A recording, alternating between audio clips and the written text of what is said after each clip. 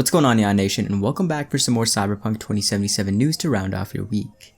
Today we're jumping into the unveiling of Night City Wire Episode 3, the date it's going to be releasing and what we can expect to see there, some hints about a couple prominent R-Socket characters with this recently spotted Cyberpunk 2077 shirt, some updates on microtransactions and differentiating between the single-player Cyberpunk experience as well as the standalone multiplayer experience set in the same universe, a Cyberpunk Red update, as well as the release of the first issue of the amazing new Trauma Team comic.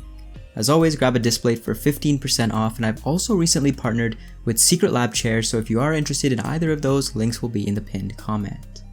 First up, we have a brand new image tweeted out by CDPR in Cyberpunk 2077 in honor of their Twitter page reaching 1 million followers. Each time they release a new image, I find myself saying this is my new favorite, and this one in particular is super striking and really showcases the potential verticality of Night City. V is holding his trusty Malorian revolver and seems to have some sort of crafting augmentations on his left arm, which we haven't really seen too much of. Looking a bit more closely, notice how the Quadra Turbo vehicle is actually red. Obviously this is not an in-game image, but it's likely pretty indicative of what we can find in-game, so maybe expect either of these to be potential choices when we jump into Night City on November 19th.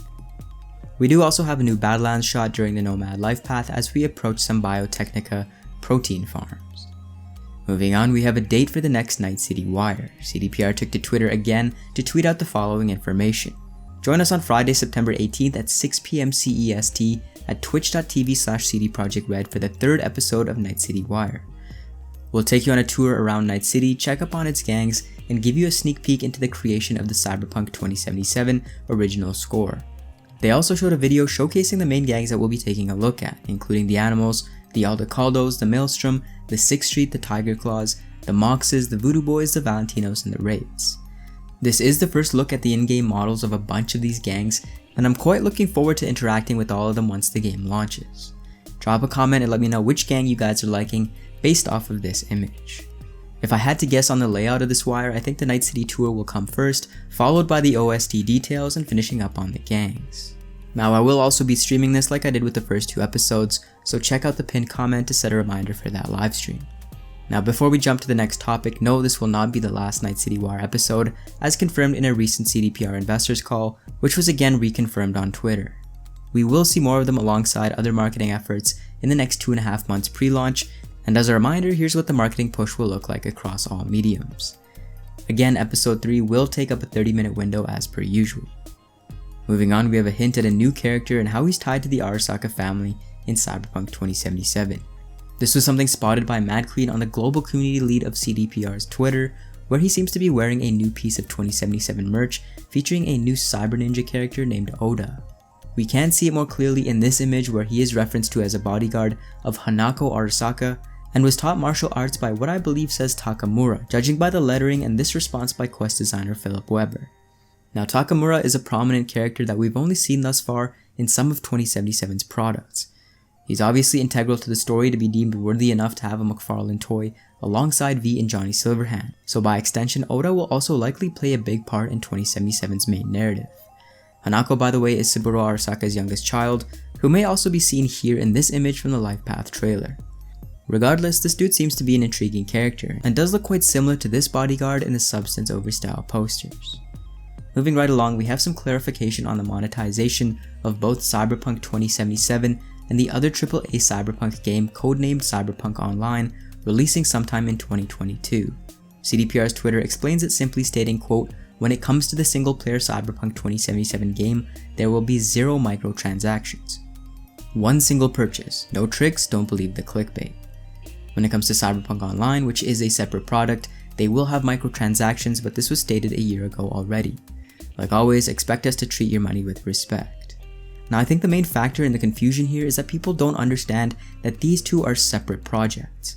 When articles reference age-old tweets dating back to 2018 about leaving greed to others and no microtransactions, it was in regards to the single player, which still stands. Correlating those tweets later on to a multiplayer that is a standalone and had yet to be announced is disingenuous to say the least, and are many times used to either farm the outrage clicks or is just flat out lack of research. Going back to 2019, there have been multiple investors calls where fair monetization was mentioned in relation to the multiplayer. It seems microtransactions are a part of the monetization process of the online element, which isn't inherently a bad thing. The word has been run into the mud by other developers, so only time will tell if these will truly be fair or not. Monetization was done tastefully with microtransactions when it comes to Gwent, and deviating from this would tarnish CDPR's image, so again, we'll have to wait and see, but don't believe some of these articles that don't even know the distinguishing factor of monetization versus microtransactions. They are not interchangeable terms, and seeing titles with microtransactions in Cyberpunk 2077 is not at all legitimate. Monetization of Cyberpunk 2077 is the one-time single charge of the game, nothing more and nothing less. Moving on, we have the release of the first issue of the Trauma Team comic. It's pretty damn good so far, so if you are into comics, Trauma Team or both, it's now available for you guys to purchase. Finally, we have some updates on Cyberpunk Red via an update post on R. Talsorian's blog. It goes on to mention that they were aiming to get Red out by the end of the summer, but that apparently is no longer feasible. The book is fully written and undergoing editing, and the project has grown substantially over the last year with a lot of new lore that needed extra verification in tying 2020 and 2077 together. With that being said, expect Cyberpunk Red to be nearly twice the size of the Cyberpunk 2020 core book. Now, some pieces of art are still being waited upon, and coordination had to happen with CD Projekt Red due to shared characters. Red is currently at the stage where it will release when it is ready. Now that's it for today. Have a great weekend, and for more Cyberpunk content and news, join Neon Nation by subscribing to the Neon Arcade.